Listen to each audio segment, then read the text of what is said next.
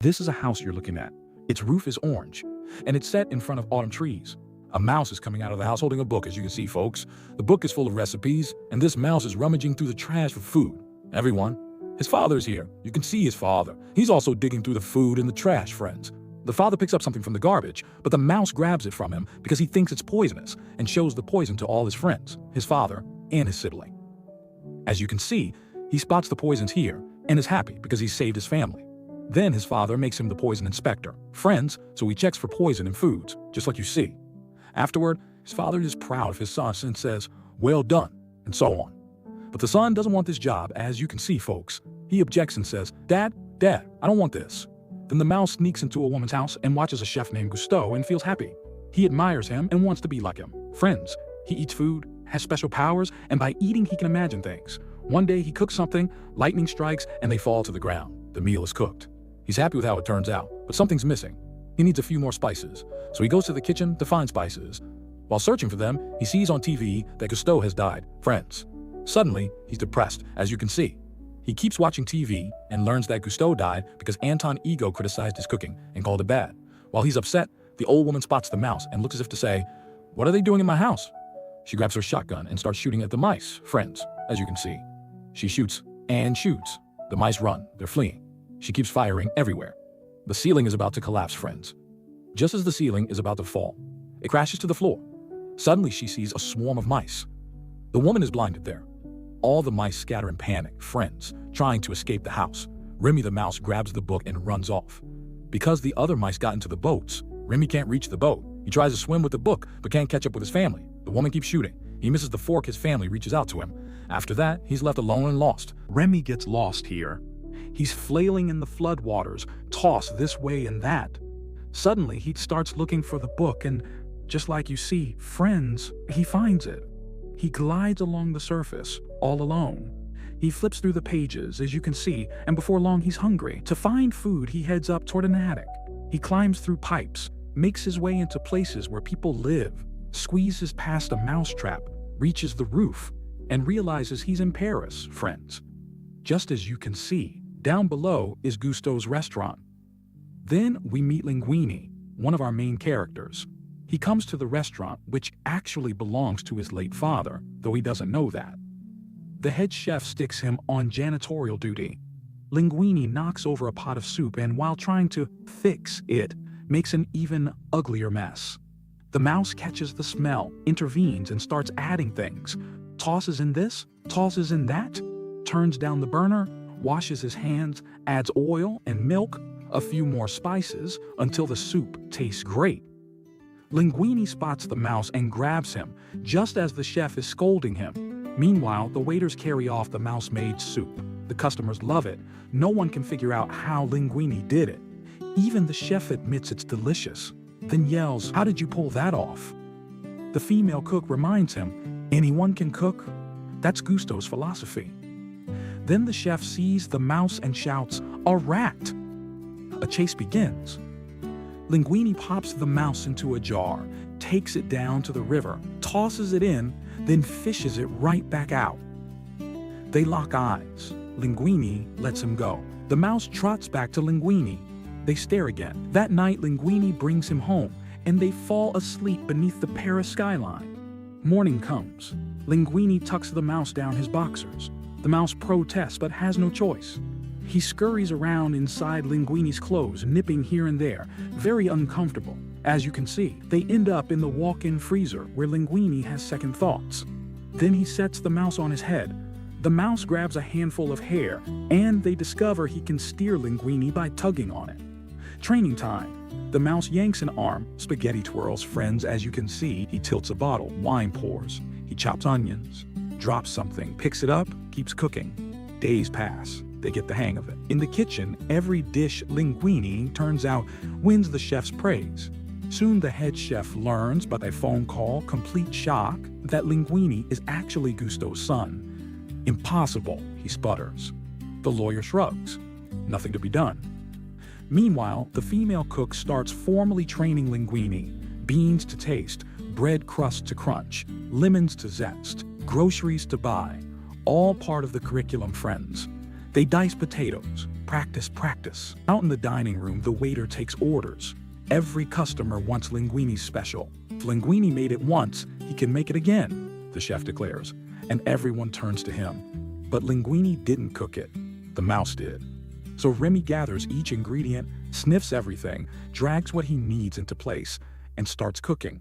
Just as you see here, Linguini keeps right on cooking. He's whisking the sauce, friends, just as you see. Then he pours that sauce over the dish, trying a brand new recipe for the first time. Every customer goes crazy for it. So tasty, they say. When the others notice the buzz, they all start ordering the same thing. So Linguini turns out a few more plates and the waiters keep them coming. His fame begins to soar. They celebrate with wine.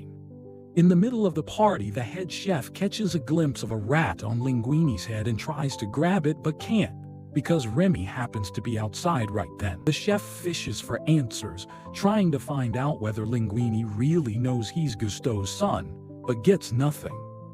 Irritated, he tells Linguini to refill his glass, then snaps, "Forget it, the bottle's empty," and stomps off.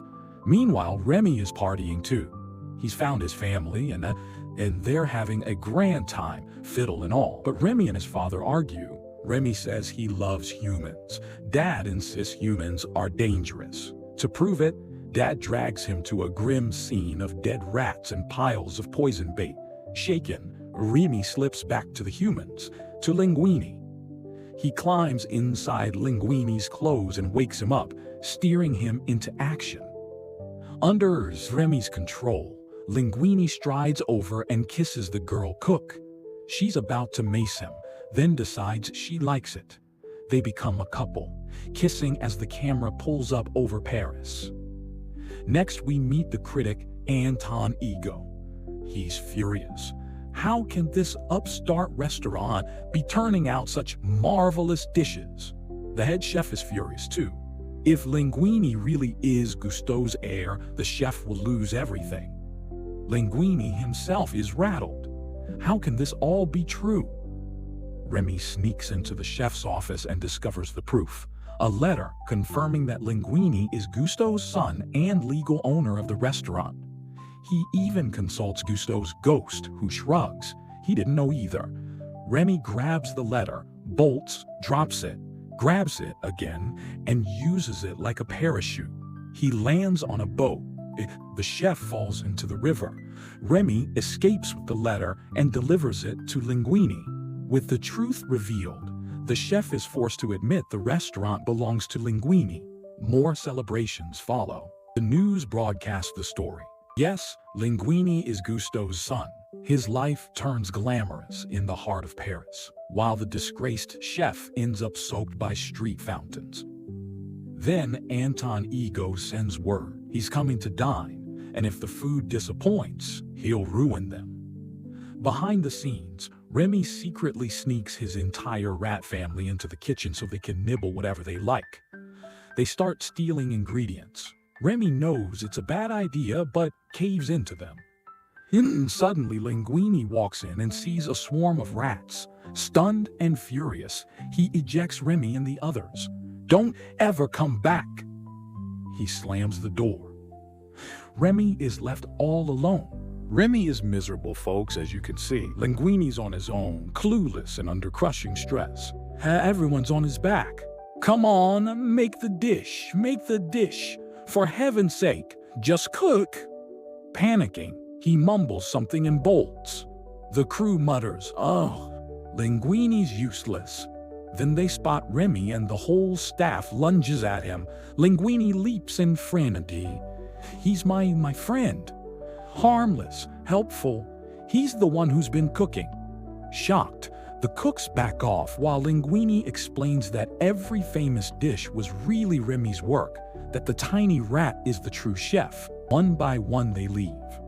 Only Linguini and Remy remain, both crushed. Just then, Remy's father arrives. "Son, you're not alone. We'll help." The colony appears and agrees to work under Remy's command. When the health inspector barges in, the rats tie him up and lock him in the pantry, along with the scheming head chef Skinner, who sneaked in too. Now hundreds of rats flood the kitchen, chopping, stirring, sautéing. Seeing this, Linguini says, if you're cooking, somebody has to handle the dining room, grabs skates and menus, and races out to serve guests. That night, critic Anton Ego and a disguised Skinner slip into the restaurant. In the kitchen, Remy barks orders, boil that pan, whisk that soup, tasting every pot while his brother samples too. The female cook returns, queasy at first, but Linguini convinces her to help. Together with Remy, she prepares a perfect ratatouille. Onions sizzle, vegetables are fanned across the pan, sauce brushed on, baked, garnished, ready. Linguini personally delivers the ratatouille to Ego. One bite and the critic is catapulted back to childhood, to the flavor his mother once served.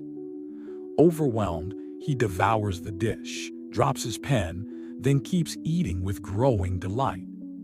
Skinner, desperate to know what's going on, storms the kitchen, sees rats everywhere, and faints.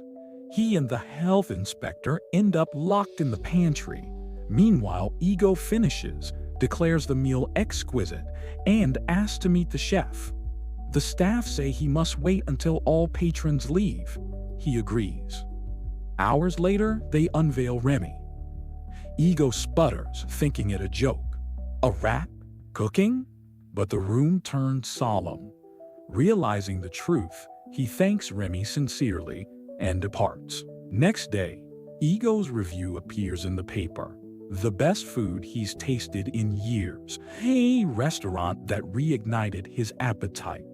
Linguini and the crew are thrilled. But when the inspector and Skinner are freed, authorities shut the place down for vermin in the kitchen. No matter. Linguini, with Ego's backing and the Gusteau name, opens a new bistro called Le Ratatouille. Humans dine upstairs, rats feast safely below. Ego becomes a regular. We watch Remy scamper downstairs to prep another ratatouille, then back up the side stairs to peek at Ego, who savors every bite, hungrier than he's been in ages. "Thank you for the meal," he tells the rat. "You're welcome," Remy squeaks.